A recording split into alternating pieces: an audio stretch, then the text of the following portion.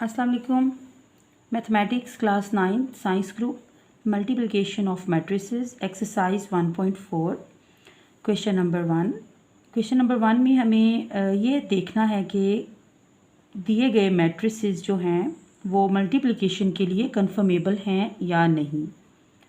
तो यहाँ पे फर्स्ट मैट्रिक्स जो है उसकी नंबर ऑफ़ कॉलम्स देख लेते हैं और सेकंड मैट्रिक्स की नंबर ऑफ़ रोज़। अगर तो ये सेम आ जाते हैं तो ये दोनों मैट्रिसेस जो हैं आपस में मल्टीप्लाई हो सकते हैं। लेकिन दूसरी कंडीशन में अगर आपके फर्स्ट मैट्रिक्स के number of columns second matrix की नंबर ऑफ़ रोज़ के इक्वल नहीं है तो ये इन मैट्रिसेस की मल्टीप्लिकेशन जो है वो पॉसिबल नहीं। तो यहाँ पर आपने इस चीज़ पे फोकस करना है कि फ़र्स्ट जो आपका मैट्रिक्स है उसके नंबर ऑफ़ कॉलम आपने चेक करने हैं। अगर तो इसकी यहाँ पर देख सकते हो आपके फर्स्ट मैट्रिक्स जो है इसके कॉलम हैं, ये फर्स्ट कॉलम है और ये इसका सेकंड कॉलम है। और सेकंड मैट्रिक्स जो है उसकी ये फर्स्ट रो है और ये सेकंड रो है।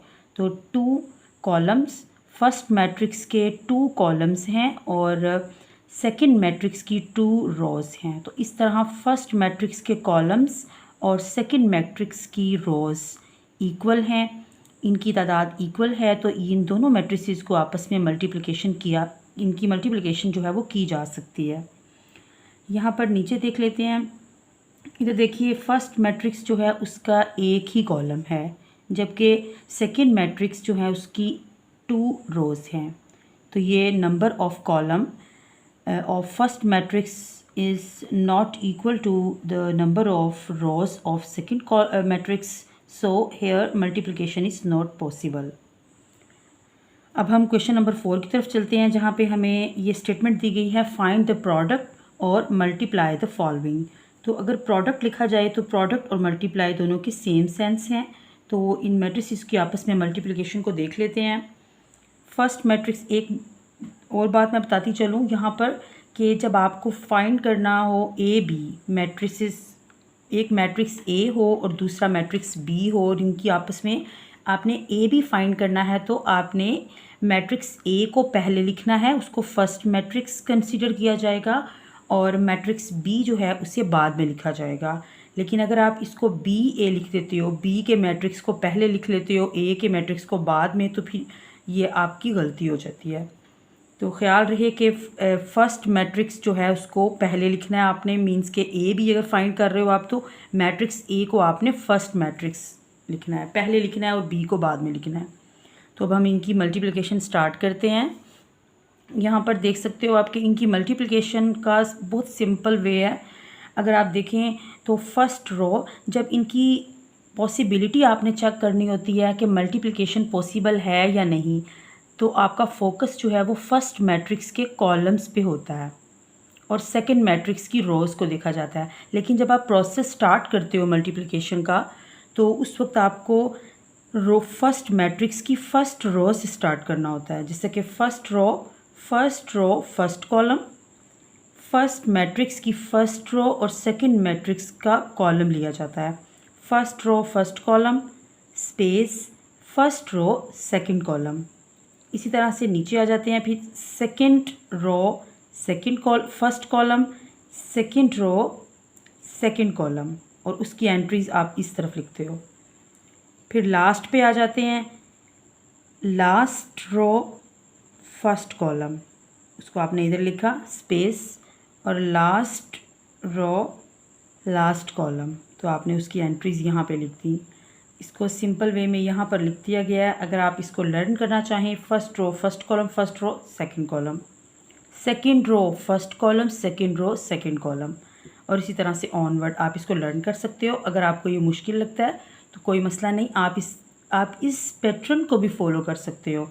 राइट डाउन, राइट साइड पे जाना है, इस तरफ से राइट साइड पे जाना है और फिर डाउन, यानी फर्स्ट मैट्रिक्स में आपने राइट साइड की तरफ जाना है और सेकंड मैट्रिक्स में डाउन। तो इस तरह से आपको, आई होप कि आपको समझ आ गई होगी। तो इसी पैटर्न पे जब आपने एलिमेंट को एलिमेंट के साथ मल्टीप्लाई करना है तो आपने दरमियान में प्लस का साइन लगाना है। जब फर्स्ट एलिमेंट के साथ मल्टीप्लाई हो रहा है तो दरमियान में आपने प्लस का साइन लगाना है और फिर सेकंड एंट्री आपने लिखनी है। हर दफ़ा आपने इसी तरह से करना है। जब दरमियान में स्पेस आ जाए तो वहाँ पर आपने स्पेस को रखना है और फिर आपने सेकंड एंट्री लिखनी है। जैसे कि 2 multiply 2 plus 3 multiply 3। First row first column को इस तरीके से किया जाएगा। फर्स्ट रो फर्स्ट कॉलम की एंट्री ये है, फर्स्ट रो सेकंड कॉलम की एंट्री स्पेस के बाद होगी। तो इस तरह से आपने इसको करना है। मल्टीप्लाई करते हुए आप इसके सेंटर में क्रॉस का साइन ना लगाएं तो ज़्यादा बेहतर है। उससे एक तो स्पेस आपकी कम ली जाएगी और दूसरा ये है कि आप ज़्यादा देर नहीं लगेगी, आपके क्वेश्चन जल्दी कंप्लीट हो जाएगा, जल्दी लिखा जाएगा आपसे। इस तरह से दरमियान में आपने प्लस ही लिखना है और स्पेस भी छोड़नी है और इनको प्रॉपर अरेंजमेंट के साथ आपने लिखना है। जैसे कि 2 multiply by 2 plus 3 multiply by 3 space 2 multiply by -1 plus 3 multiply by 0। इसी तरह से सेकंड एंट्री पे आ जाते हैं। Second row 1 multiply by 2 plus 1 multiply by 3 space 1 multiply by -1 plus 1 multiply by 0। इस तरह से नीचे आ जाते हैं लास्ट पे। Last row first column 0 multiply by 2 plus -2 multiply by 3 space 0 multiply by -1 plus -2 multiply by 0। और यहाँ पर मैं ये भी बताती चलूँ आपको कि अगर सेकंड मैट्रिक्स जो है वो आपका सिर्फ एक ही कॉलम है, इतना है, तो आपकी एंट्रीज भी यहाँ तक होंगी और आपका मैट्रिक्स जो है वो क्लोज हो जाएगा। और ये यहाँ पर ये लिखने की ज़रूरत नहीं होगी, इसकी एंट्रीज बनेगी भी नहीं। तो अब हम आगे इसको सॉल्व कर लेते हैं। 2 2 ज़ा 4, इनको सिंपल मल्टीप्लिकेशन करनी है। इनके साइंस का आपने प्रॉपरली साइंस को देखते हुए आपने यहाँ पर लिखना है। और इस तरह से 2 2 ज़ा 4 3 3 ज़ा 9 2 multiply by -1 will give you -2 plus 3 0 0। जब मल्टीप्लिकेशन करते हैं किसी भी नंबर को 0 से तो आपकी एंट्री जो है, आपका रिज़ल्ट जो है वो 0 आता है। इन्हीं लाइंस पे आपने इन सबको मल्टीप्लाई करके और सिंपली बाद में आपने इनको सॉल्व कर लेना है। This is a simplified form और ये आपका मैट्रिक्स जो है ये आपका इसका रिज़ल्ट है। इन दोनों मैट्रिक्स की मल्टीप्लिकेशन, ये न्यू मैट्रिक्स हमारे पास आ चुका है। तो आई होप कि आपको बहुत अच्छे से समझ आ गई होगी। बाकी सारे क्वेश्चंस आपने करने हैं ताकि आपको इसकी आप अच्छे से समझ आ जाए और आपकी प्रैक्टिस हो जाए। अल्लाह हाफिज़।